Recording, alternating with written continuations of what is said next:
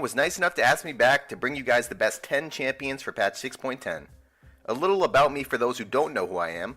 I am SoloRenekton Only. I peaked at Masters. I am a top lane and jungle main. I have my own YouTube channel where I post daily commentaries along with patch tier list, quick tips, and minion wave management guides. So let's get into it. Coming in at number 10 is Janna. Janna has it all right now. She's a strong lane support with her shield preventing damage while also increasing AD carry damage output, allowing for constant winning trades. Janna offers plenty of CC, peel, and even helps speed up a mobile AD carries with her passive. During lane, Janna can poke out melee supports with ease by simply shielding herself for the increased damage before auto-attacking. Janna's only weakness in lane is against extreme aggression, but worst case scenario, you just play passive with your ADC and end lane down 10 to 15 CS and move on to the mid game. In mid-game and late-game teamfights, Janna is amazing. There are not too many champions in the game that have large-scale disengage abilities. When timed correctly, Janna's ultimate can knock away enemy divers and heal your team back up, leading to an easy teamfight victory. Janna's Q during teamfights is often overlooked, but a fully channeled Q hitting a couple people in a teamfight is absolutely massive. Janna's job during a teamfight is to peel for her most important carry and disrupt the enemy's engage with Q and R. Janna will be the only support to make this list, and if you are looking for more supports to play, I would suggest Alistar if you want to be tanky and be an engaged tool for your team, or if you just want another range support, you should try out Soraka. And coming in at the number 9 spot is Graves Jungle. Ever since his rework, Graves has been an absolute monster. Graves has seen a number of nerfs, and went from being played in every role except support, to mainly being played in jungle with a little bit of action in the top lane and ADC role. Graves' kit fits perfectly in the jungle. His buckshot allows him to kite jungle camps so he can stay high HP, allowing him to gank or invade with nearly full health. This is something most junglers won't be able to match. The jungle itself is full of tight corners and walls, allowing Graves to constantly proc the second part of his Q quickly for that extra burst of damage. Graves' early game damage is insane, making his ganks and jungle invades extremely powerful. When ganking with Graves, it's best to look for pushed up waves where you can come from behind since Graves' dash is short range, or you can try looking for lanes that have some sort of CC where your team can buy you some time to run up close and get all of your damage off. Graves' core item is Skirmisher's Saber. This allows Graves a lot more dueling potential by reducing the incoming enemy damage by 20% for a few seconds. In the mid game, Graves' jungle should be using his early advantage to continue pressuring objectives and looking for fights in narrow chokes like the paths into Dragon and Baron. During teamfights, Graves often hits front line and kites back with his team until he sees an opening. If the enemy AD carry or AP carry get too close to Graves, just dash or flash in, auto Q R, and you will insta-kill them. Having survived all the nerfs, I feel like Graves has found his place as a powerful early game jungler with strong scaling. Coming in at number 8 is Ezreal. Blue build Ezreal has been getting a ton of play recently because he is a very self-reliant ADC and doesn't need constant peels in teamfights to do his job. Ezreal doesn't have the strongest lane phase, but you are just getting tier anyways, so your goal is just to stack it up and look for your mid-game 2-item power spike with Mirror Mana and your Iceborne Gauntlets. With the recent QSS nerfs, it's more important than ever for your ADC to be mobile and fend off people for themselves, and Ezreal's absolutely perfect for this. During the mid-game, Ezreal looks to poke out the enemy with Q before any objective fight. Ezreal is also a great sieger with Q poke and E to shift away from any incoming skill shots. Ezreal really wants long, drawn-out, spread-out teamfights where he can pick people off without having to deal with all 5 people at once. The longer the teamfight goes, the better it favors Ezreal, so oftentimes it's best to kite back with your Ezreal to draw out the length of the teamfight. Ezreal can sit back and poke, and when he finally sees the opening, he can switch gears and arcane shift in for some bloodthirsty kills. There are no nerfs coming on the PvE for Ezreal right now, so I foresee him being around for a while, as he is a very, very safe AD carry choice. Coming in at the number 7 spot is Ryze. Ryze has been extremely strong ever since his rework and a slight buff to his Q. Since then, Riot has nerfed Ryze a few times, and they're even talking about reworking him in the future now.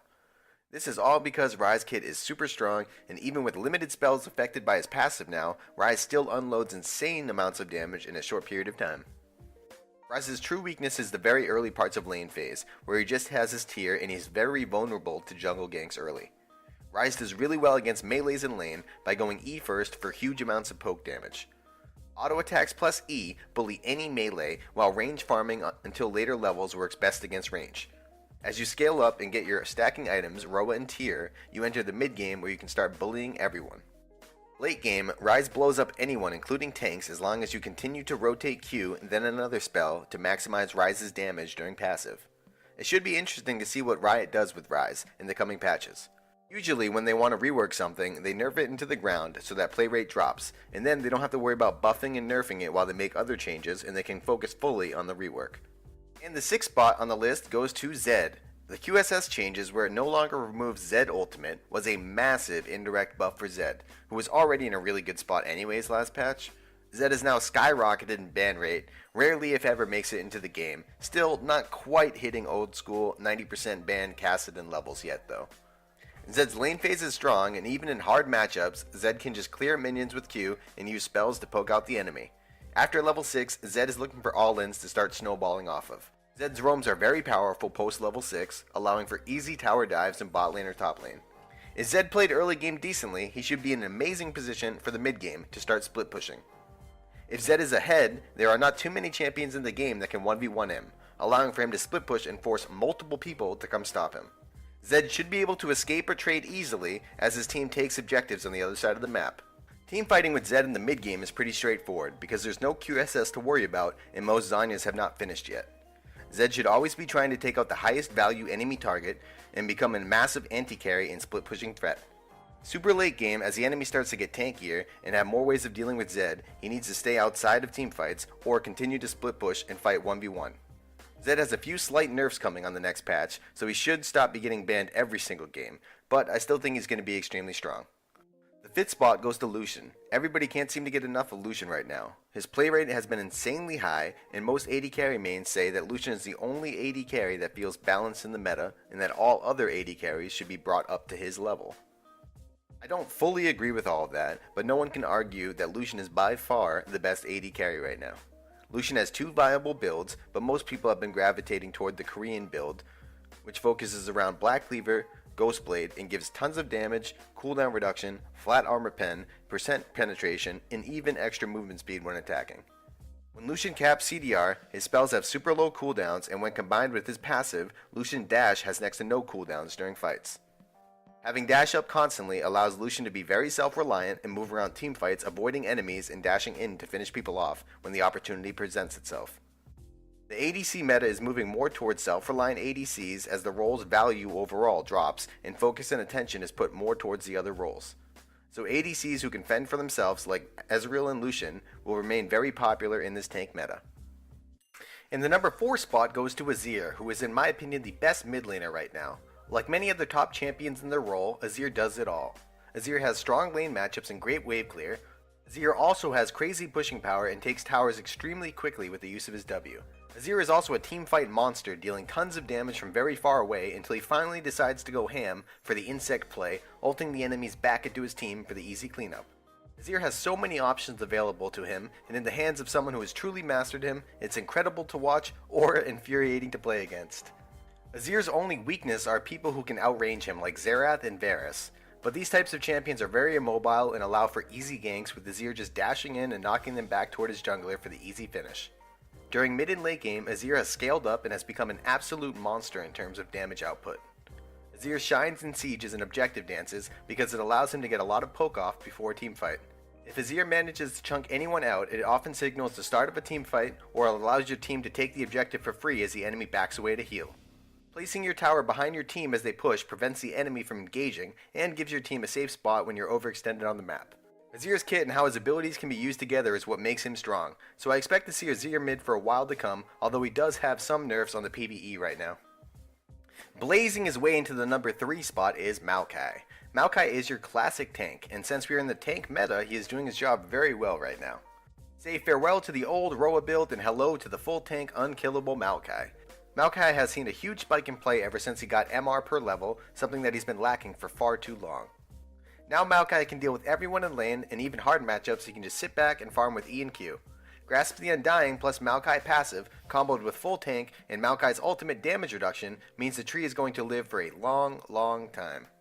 During lane, Maokai can bully most melees and sustain most harass with his passive and Grasp the Undying plus potions. Maokai is one of the best lanes to gank for in the game. He provides 2 hard CCs and a slow, and his early game base damages are nothing to be laughed at.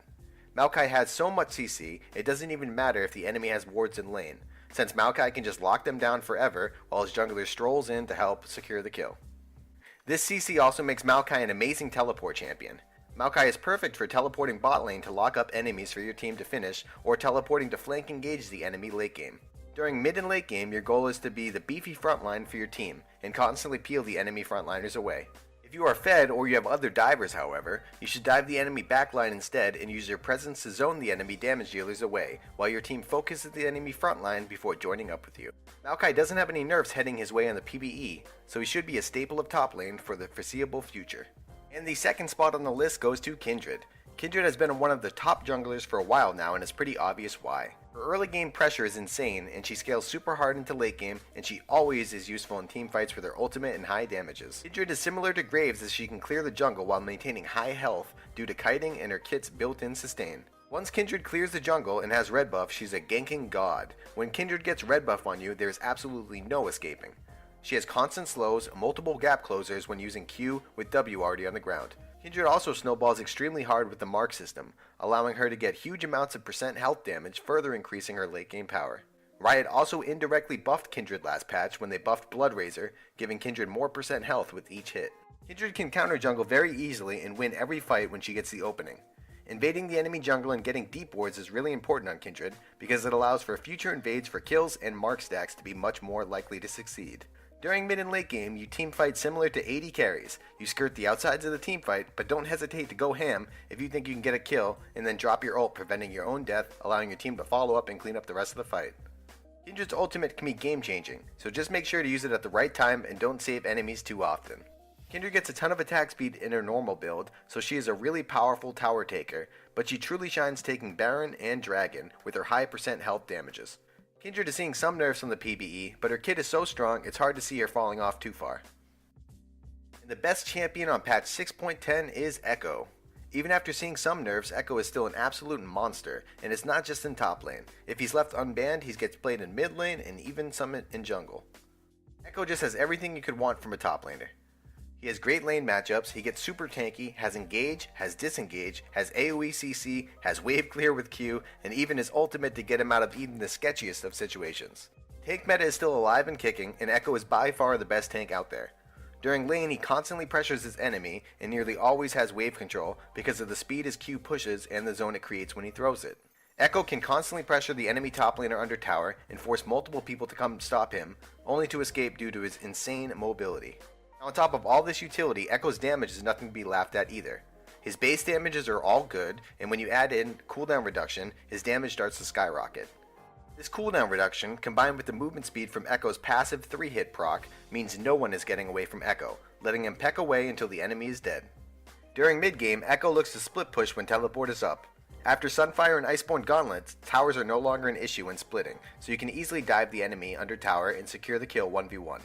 If the enemy can match you with wave clear and not die, just look to teamfight where you can flank from Fog of War with a nice W to stun, or at least disrupt and split up teamfights. Immediately dive past tanks and focus enemy carries with EQ passive proc, then orb walk past them.